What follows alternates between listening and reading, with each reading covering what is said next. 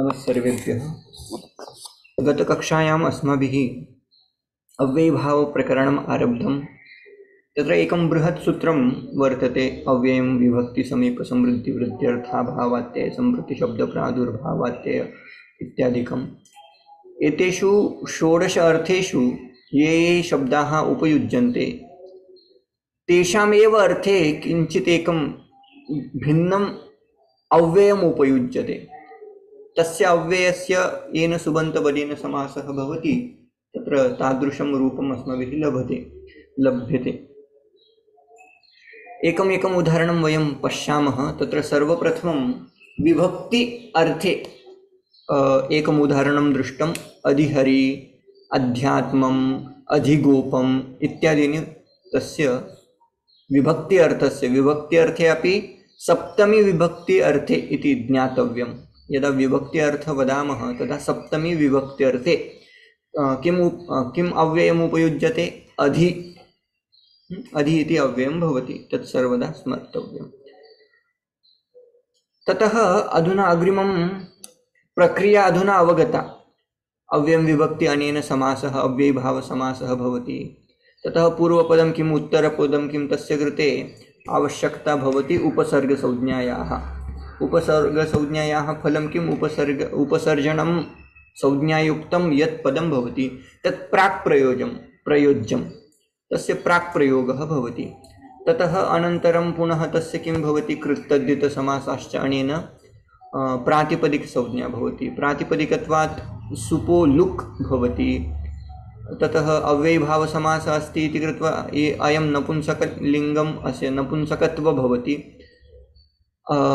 विभक्तिप्रत्ययाणां लोपः भवति इत्यादिकं सर्वं स्मर्तव्यं। क्रमः सः एव सर्वत्र फॉलो करिष्यते अस्माभिः। अहम् अग्रिमम् उदाहरणं प्रति गच्छामि। एकवारं कियत् दृष्टम् अस्माभिः।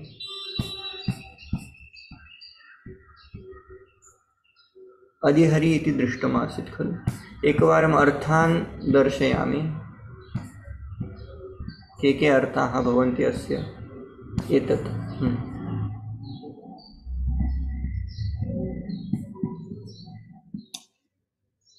एते अर्थाः पुनः एकवारं स्मरन्तु। विभक्ति इति सप्तमी विभक्त्यर्थे अयम् अधि इति अव्ययम् उपयुज्यते। समीपम् इत्यस्य उप, समृद्धेः इत्यस्य कृते सु, वृद्धिः इत्यस्य कृते दुस् दुर्, अर्थाभाव इत्यस्य कृते निर्, अत्ययः इत्यस्य कृते अति, असम्प्रति इत्यस्य कृते अपि अति, शब्दप्रादुर्भाव इत्यस्य कृते इति तत् इति उपयुज्यते। पश्चात् इत्यस्य कृते प्रसिद्धमेव अनु, यथा इत्यस्य कृते यथा एव, आनुपूर्व्य इत्यस्य कृते अणु इति। ततः यौगपद्य, सादृश्य, संपत्ति, साकल्य अंतवचनेषु स वस्तुतः सः इति अव्ययपदम् उपयुज्यते, अवशिष्यते स। एतैः शब्दैः सह यदि सुबन्त समस्यते तदा अव्ययीभाव इति तस्य संज्ञा भवति। अनेन क्रमेण अस्माभिः सूत्राणि अपि अधीतानि। तस्य प्रथमम् उदाहरणम् अधीतम्। अधिहरि कथं रूपं भवति? क्रमः, अयं क्रमः स्मर्तव्यः। इकारान्तशब्दानां कृते अयं क्रमः, अकारान्तस्य कृते इतोपि सूत्रद्वयं वर्धते।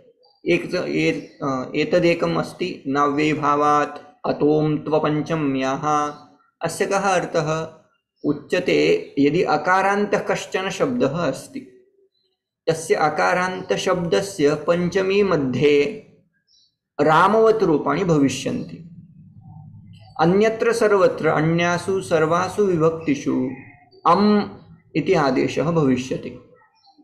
अकारान्तशब्देषु स्मर्तव्यम्। अधुना उदाहरणेषु ये षोडश अर्थाः दृष्टाः तत्र अकारान्तशब्द यत्र कुत्रापि दृश्यते तत्र अयं नियमः तु भवति एव। नाव्ययीभावात् अतों तु पञ्चम्याः, अमादेशः सर्वत्र भवति। पञ्चमी मध्ये किं भविष्यति?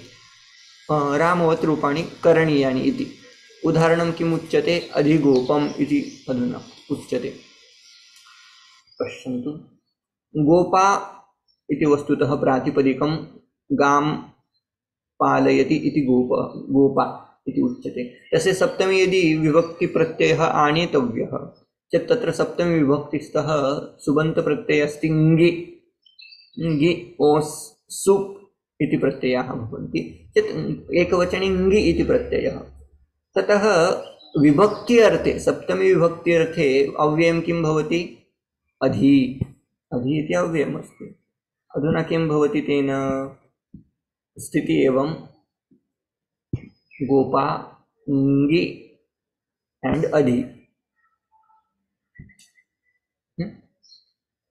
स्थिति एवं अस्ति अधुना। ततः प्रथमानिर्दिष्टम् उपसर्जनम् इत्यनेन सूत्रेण पुनः उपसर्जनसंज्ञा करणीया।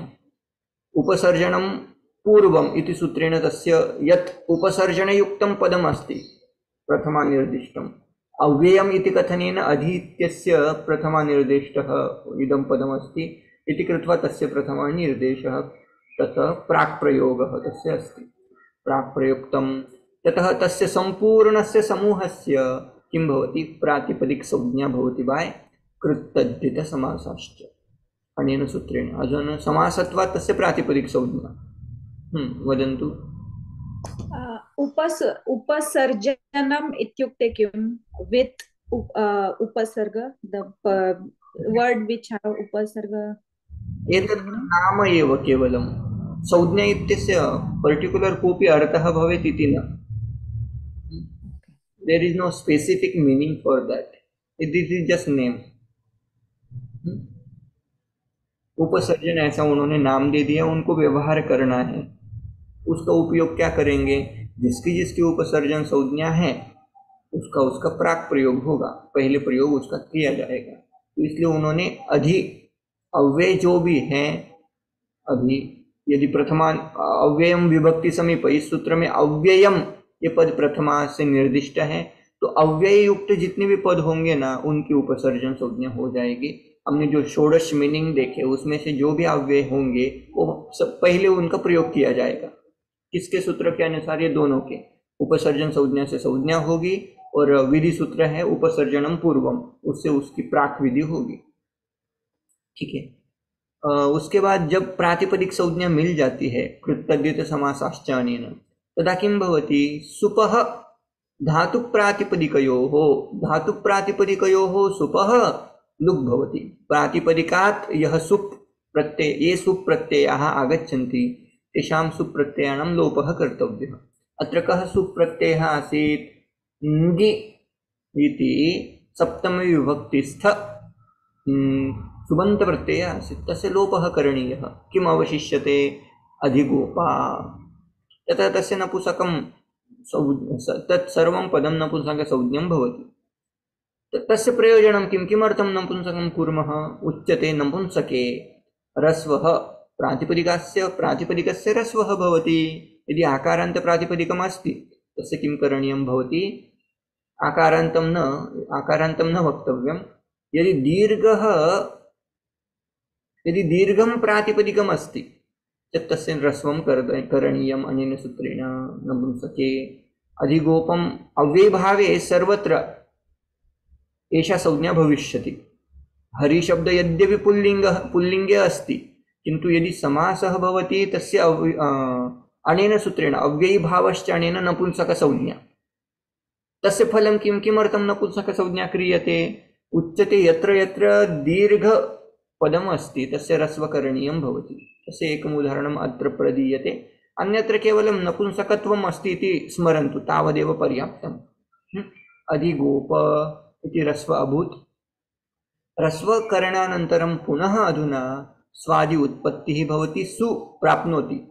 स्वौजस्मौ चष्टाभ्यां बिस्गे भ्याम्ब्यस् गसिभ्यां बेस् गसौ साम्ग्यो सुप् अनेन सूत्रेण स्वादि प्रत्ययाः उत्पद्यन्ते।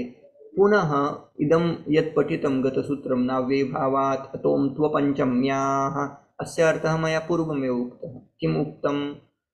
पञ्चमीं विहाय सर्वत्रापि अमादेशः भवति। अम् इति आदेशः भवति।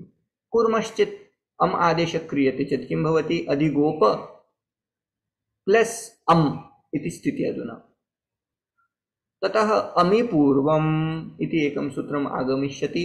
तेन पूर्वरूपं भूत्वा अधिगोपम् अ प्लस अ आ इति न करणीयम् अ प्लस अ अमि पूर्वम् अनेन सूत्रेण यदि अमि परे वर्तते चेत् पूर्वरूप आदेशः भवति चेत् अधिगोपम् इति रूपं लभते। एतत् सर्वत्र उपयुज्यते नपुंसकशब्दे सर्वत्र इदमेव सूत्रम् आगमिष्यति अ प्लस अ आ न भवति तत्र पूर्वरूपं भवति अनेन सूत्रेण एतदपि महत्त्वपूर्णमस्ति।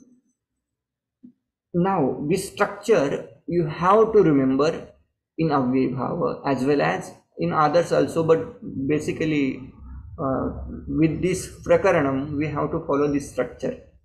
There will be some here and there, one step for two steps will be, but will change according to ikaranta या akaranta word, that's it. But mostly all samasta padas are ending with a, so this is the structure we have to follow. Okay, next this sutra with adhigopam, actually here it becomes adhigopam everywhere, adhigopam rather than panchami.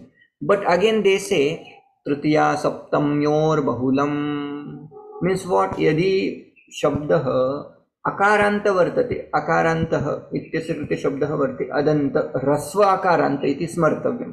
तकारस्य प्रयोजनं मया उक्तमासीत्।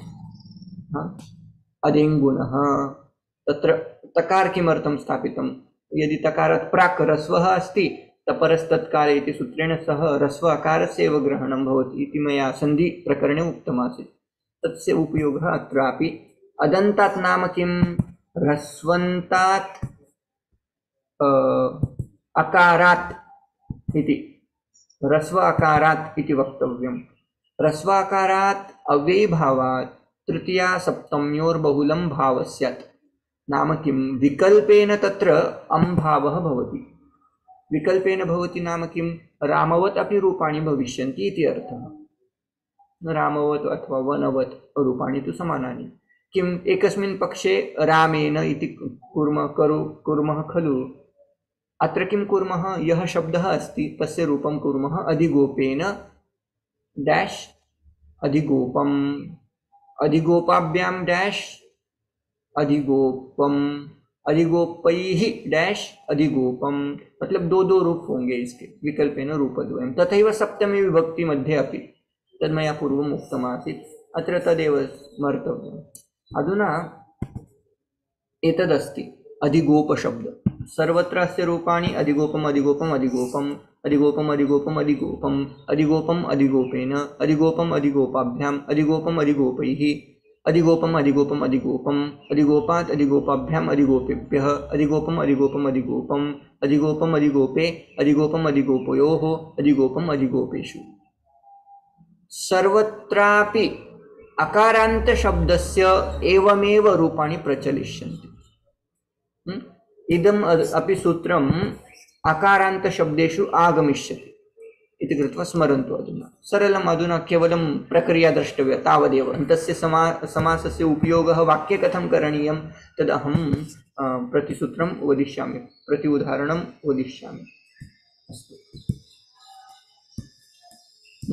अग्रिमम् अस्ति समीपार्थे अव्ययं किं भवति, उप इति अव्ययं भवति। कृष्णस्य समीपम् उदाहरणं भवति उपकृष्णम्। अधुना कथं, कृष्णस्य का विभक्ति अस्ति, अत्र षष्ठी अस्ति खलु। षष्ठी विभक्ति प्रदर्शनार्थं सुबन्त प्रत्ययः कः, ङस्। एतत् स्मरन्तु, बहुवारं तु षष्ठी एव आगमिष्यति। यत्किमपि शब्दः अत्र उपरि लभते कृष्णस्य समीपं, तस्य कृष्णस्य यदि अत्र षष्ठी दृश्यते, अत्र अलौकिकविग्रहे तत् ङस् इति प्रत्ययः आनेतव्यः। ङस् ओस् आम्, सिंगुलर् अस्ति चेत् ङस्, बहुवचनम् अस्ति चेत् आम् इति आनेतव्यम्। अग्रे अग्रे तस्य पुनः क्ल्यारिटी आगमिष्यति। कृष्ण ङस् प्लस् उप इति अलौकिकविग्रह। समासः केन सूत्रेण, अव्ययं विभक्ति समीप समृद्धि वृद्ध्यर्थाभावात्यय सम्प्रति शब्द प्रादुर्भाव, अत्यय सम्प्रति शब्द प्रादुर्भाव। अग्रिमं किम् आसीत्, निमेषमेकं, शब्द प्रादुर्भाव पश्चाद् यथानुपूर्व्ययोगपद्यसादृश्यसम्पत्तिसाकल्यान्तवचनेषु अनेन सूत्रेण अव्ययभावसमासः। कृष्णङ्गस् उप इति स्थितौ तत्र किं कर्तव्यम्? उपसर्जनसंज्ञा। उपसर्जनसंज्ञा अनेन भवति। प्रथमा निर्दिष्टम् समासे उपसर्जनं समासे प्रथमया निर्दिष्टं यद् भवति, अत्र प्रथमया निर्दिष्टं पदमस्ति अव्ययं, तेन किं कर्तव्यम्? उपसर्जनसंज्ञा कर्तव्या। तस्याः फलं किम्? उपसर्जनं पूर्वम्।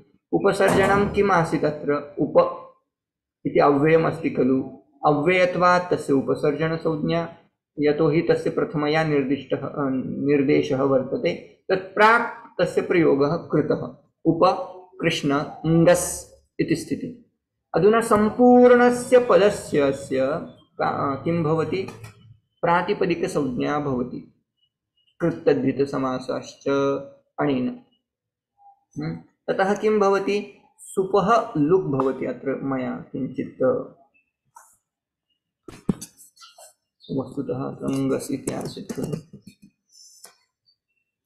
तस्य लोपः करणीयः, तावदेव। लोपः कृतः इति स्मरन्तु। ततः किं? पुनः अव्ययभावश्चानेन तस्य नपुंसकत्वं भवति, पुनः स्वादि उत्पत्ति भवति। स्वादि उत्पत्ति भूत्वा अव्ययात् आप्सुपः आबन्त सुबन्त प्रत्ययानां तत्र किं भवति? लोपः भवति। लोपः क्रियते चेत् अवशिष्यते पुनः उपकृष्ण प्लस् सु। सुबन्त प्रत्ययानां पुनः लोपः क्रियते, अवशिष्यते उपकृष्ण। निमेषमेकम्।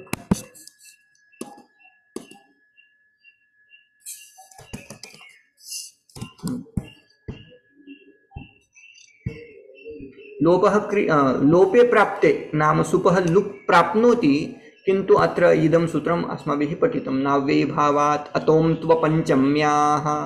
अपञ्चम्याः, अपञ्चम्याः नाम किं? पञ्चमीं विहाय अन्यत्र सर्वत्र कः आदेशः भवति? अम् इति आदेशः भवति।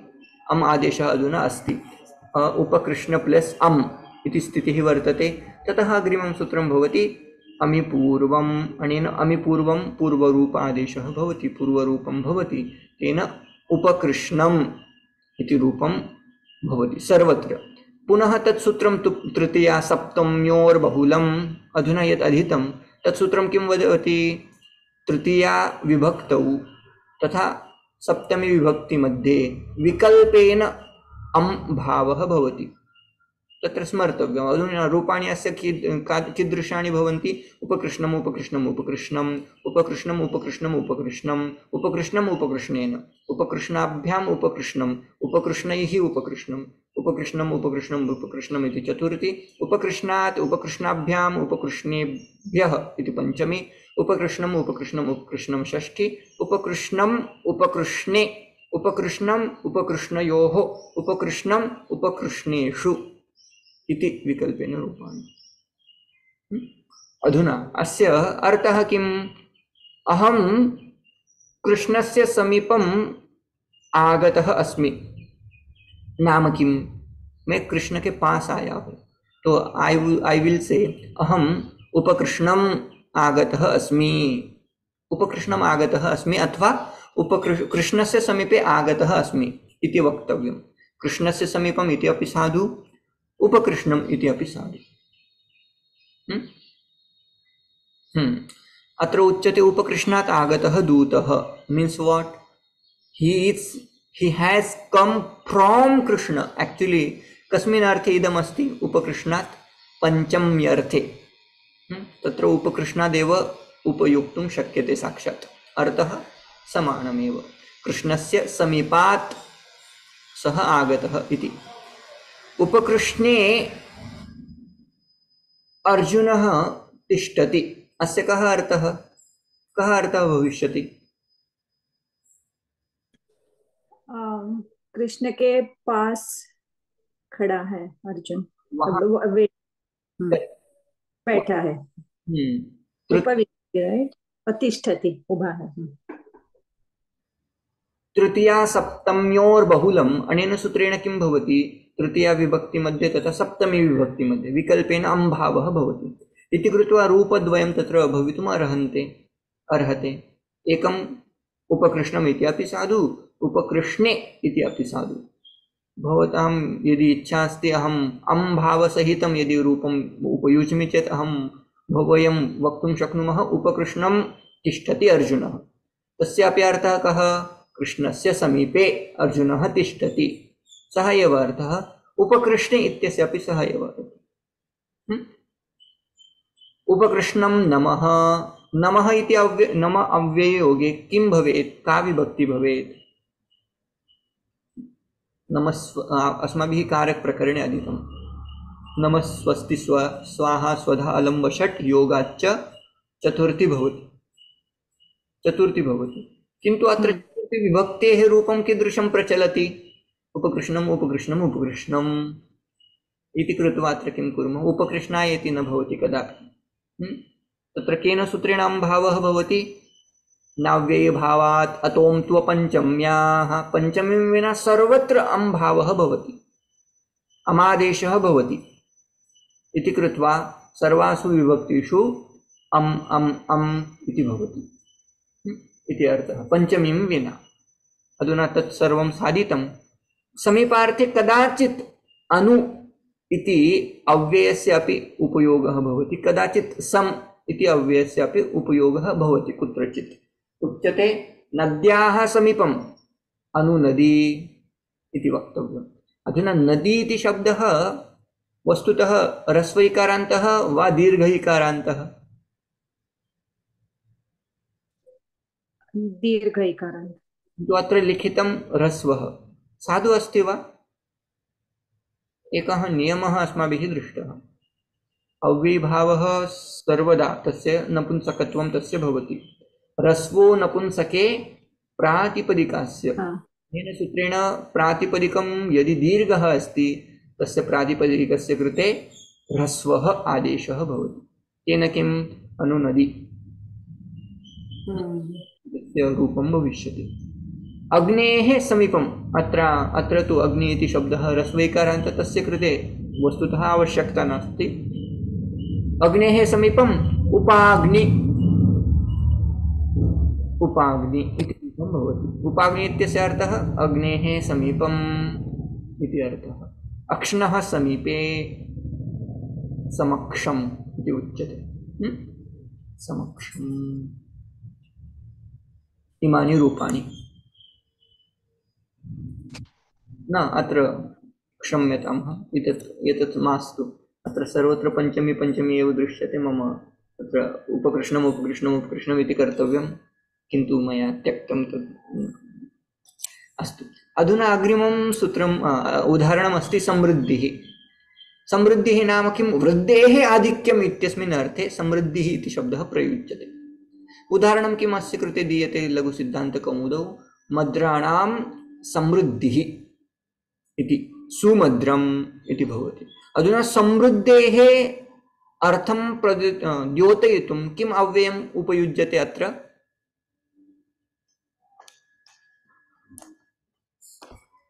बहु किमपि कर्तव्यमस्ति। अस्तु, सु इति अव्ययं। सु इति अत्र मया अव्यये चन्द्रबिन्दि न भवति,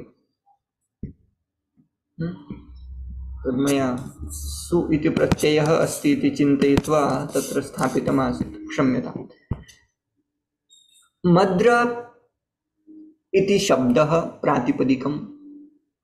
मद्राणां का विभक्ति अस्ति? षष्ठी बहुवचनम् अस्ति। अधुना षष्ठी बहुवचनं द्योतयितुं तत्र आम् इति प्रत्ययः भवति। ङि ओस् आम् इति प्रत्ययः चेत् मद्र आम्। ततः समृद्धेः अर्थे तत्र सु इति अव्ययम् उपयुज्यते वा? अव्ययं विभक्ति समीप समृद्धि वृद्ध्यर्थाभावात्य सम्प्रत्य शब्द प्रादुर्भाव पश्चात् यथानुपूर्व्य योगपद्य सादृश्य संपत्ति इत्यादि अर्थेषु साकल्यान्तवचनेषु अनेन सूत्रेण तत्र सु इति आगच्छति। ततः किम्? उपसर्जनसंज्ञा प्राक्प्रयोगः। तत्र प्राक्प्रयोगः कस्य भवति? सु इति अव्ययस्य प्राक्प्रयोगः भवति, उपसर्जनं पूर्वम् इत्यनेन। सम्पूर्णस्य पदस्य तत्र प्रातिपदिकसंज्ञा अधुना अस्ति सुमद्र क्षम्यताम्, अत्र पुनः आम् अत्र लुप्यते, अत्र लुप्यते।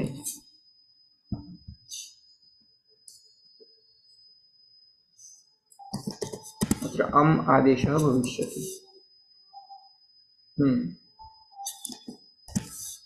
अस्तु, अधुना साधयामः। स्थितिः एवम् अस्ति, सुमद्र प्लस आम् कृत्तद्धितसमासश्च सम्पूर्णस्य पदस्य तत्र प्रातिपदिकसंज्ञा, प्रातिपदिकसंज्ञायाः फलं किं? सुपः लुक् भवति। अत्र सुपः लुक् कृतः, सुमद्र सुपः लुक् अभूत्, तस्य अव्ययी भावश्च अनेन नपुंसकत्वं भवति।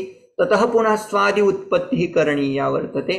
स्वादि उत्पत्ति सु इति आगच्छति, किन्तु सूत्रम् आगच्छति नव्ययी भावात् अतोऽन्त्व पञ्चम्याः। तेन किं भवति? सु इत्यस्य स्थाने लोपे प्राप्ते, तस्य अव्ययात् आप्सुपः अनेन लोपे प्राप्ते तत्र अमादेशः कर्तव्यः। वस्तुतः सु इत्यस्य लोपः प्राप्तः आसीत् अव्ययात् आप्सुपः अनेन, किन्तु तस्य निषेधार्थम् इदं नव्ययी भावात् अतोऽन्त्व पञ्चम्याः अकारान्त शब्दात् सर्वत्र अमादेशकरणार्थम् इदं सूत्रम् आगच्छति। इदं सूत्रं कुत्र कुत्र आगमिष्यति? केवलम् अकारान्त शब्दः यदि अस्ति तत्र एव अस्य प्रवृत्तिर्भवति। नव्ययी भावात् अतोऽन्त्व पञ्चम्याः, यथाशक्ति यथामति यदि इकारांत शब्द है, उकारांत यदि कोई शब्द है, अनु विष्णु वगैरह, तो वहाँ इसकी प्रवृत्ति नहीं होगी। हाँ, ये भी हमें याद रखना है। मैं फिर से रिमाइंडर करूंगा जब वैसे शब्द आएंगे तो क्या बनेगा? अभी सुमद्र प्लस अम, अमि पूर्वम अनेन पूर्व रूपम भवति सुमद्रम इति रूपम साध्यते। सुमद्रम सुमद्रम सर्वत्र किं भविष्यति? अधुना सूत्राणि स्मर्तव्यानि। नाव्ययी भावात् अतोऽन्त्व पञ्चम्याः अनेन सूत्रेण सर्वासु विभक्तिषु अम् भावः, किन्तु पंचमी मध्ये न, पंचमीं विहाय सर्वासु विभक्तिषु रूपाणि किं भविष्यन्ति? सुमद्रम सुमद्रम सुमद्रम सुमद्रम सुमद्रम सुमद्रम द्वितीया, सुमद्रम सुमद्रम सुमद्रम तृतीया, सुमद्रम सुमद्रम सुमद्रम चतुर्थी, सुमद्रा सुमद्राभ्यां सुमद्रेभ्यः पंचमी, सुमद्रम सुमद्रम सुमद्रम षष्ठी, सुमद्रम सुमद्रम सुमद्रम सप्तमी। ततोपि एकं सूत्रम् आगमिष्यति, तृतीया सप्तम्योर्बहुलम् अत्र पठितं। तेन किं भवति?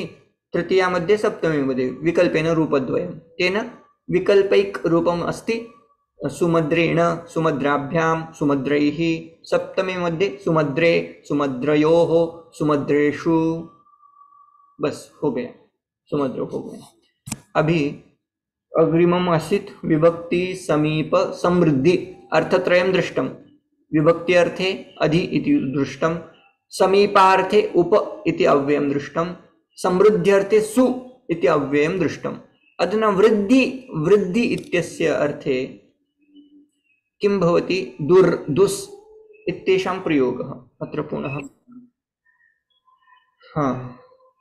किञ्चित् परिवर्तनम् एव आवश्यकम् अत्र।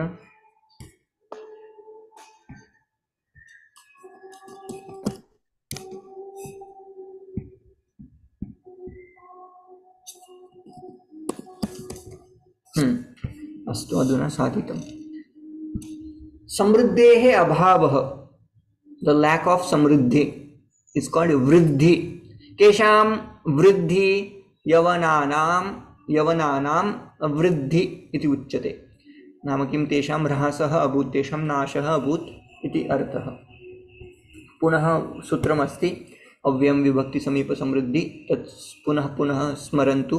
तेन किं भवति? दुर् इति अव्ययेन सह यवन इति पदस्य सुबन्तस्य समासः भवति। यवनानां षष्ठी बहुवचनम् अस्ति, तद्योतयितुम् आम् इति प्रत्ययः, इङि ओस् आम्, आम् इति प्रत्ययः आगतः। यवन आम् दुर् इति स्थितिः वर्तते। अग्रिमं सूत्रं भवति, तत्र प्रथमा निर्दिष्टं समासे उपसर्जनं। समासशास्त्रे समासे प्रथमा निर्दिष्टं यत् पदं तस्य उपसर्जन संज्ञा। उपसर्जन संज्ञायाः फलं किम्? उपसर्जनं पूर्वं दुर् यवन प्लस आम् इति स्थिति, क्रम परिवर्तितः। दुर् प्लस यवन प्लस आम् इत्यत्र सम्पूर्णस्य पदस्य अस्य समूहस्य किं भवति? प्रातिपदिक संज्ञा भवति बाय कृत्तद्धितसमासाश्च किमर्थं प्रातिपदिकसंज्ञां कुर्मः? प्रातिपदिकान्त यत् पदम् अस्ति तस्य सुप्रत्ययस्य लोपः करणीयः। अस्य लोपः करणीयः। अधुना आम् इत्यस्य अवशिष्यते किं? दुर्यवन। केन लोपः क्रियते? सुपो धातु प्रातिपदिकयोः। अस्य सूत्रस्य अर्थम् अवगच्छन्तु। अत्र धातु इत्यस्य प्रयोजनं नास्ति अस्मिन् सूत्रे, नाम अस्मिन् उदाहरणे प्रातिपदिकस्य सुपः लुप् भवति, प्रातिपदिकान्तं यद् भवति ततः यदि यदि कश्चन प्रत्ययः तत्र विद्यते तस्य लोपः करणीयः। आम् इति सुबन्त आसीत्, प्रातिपदिकत्वात् दुर्यवन अस्य प्रातिपदिकसंज्ञा अस्ति, प्रातिपदिकत्वात् अस्य सुप्रत्ययस्य लोपः भवति। लोपः कृतः, अवशिष्यते दुर्यवन। ततः तस्य नपुंसकत्वं भवति, स्वादि उत्पत्तिः भवति, पुनः अम् इति तत्र आगच्छति प्रत्ययः। केन आगच्छति? नाव्ययीभावात् अतोम्त्वपञ्चम्याः। अनेन तत्र अम्त्व भवति। सर्वासु विभक्तिषु अम् अम् अम् इति भविष्यति।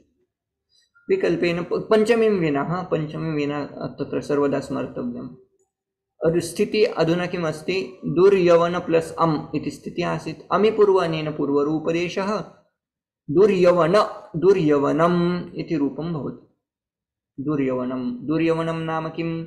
यवनानां वृद्धिः। अधुना सप्तसु विभक्तिषु रूपाणि भवन्तः जानन्ति एव, पुनः पुनः न वदामि। अधुना तृतीयात् सप्तम्योर्मध्ये विकल्पेन करणीयम्। अन्यत्र सर्वत्र पञ्चमीं विना सर्वत्रापि किं भवति? दुर्यवनम् इति। तथैव शकानां वृद्धिः, शक इति शकदेशस्थाः जनाः, तेषां वृद्धिः, तेषाम् अभावः, तेषां लोपः, तेषां नाशः यदि वक्तुम् इच्छामः दुश्शकम् इति वदामः। दुश्शकम्। अर्थाभावः नाम अर्थस्य अथवा वस्तुनः अभावः। तद्योतयितुं वयं किं वदामः?